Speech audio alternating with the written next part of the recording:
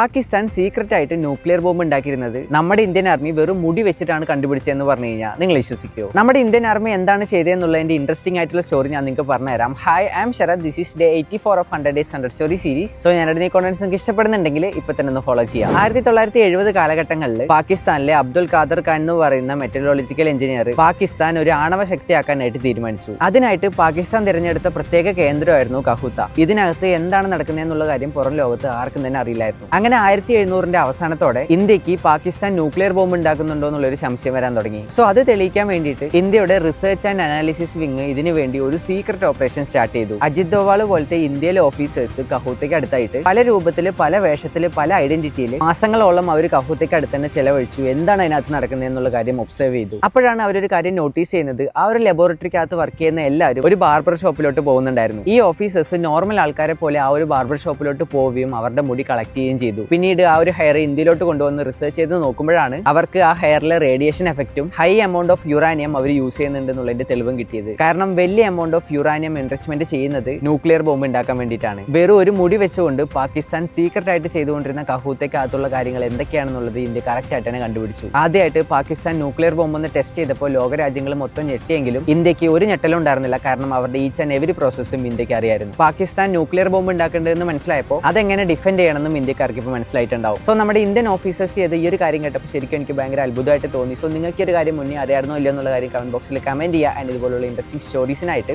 Follow ചെയ്യുക.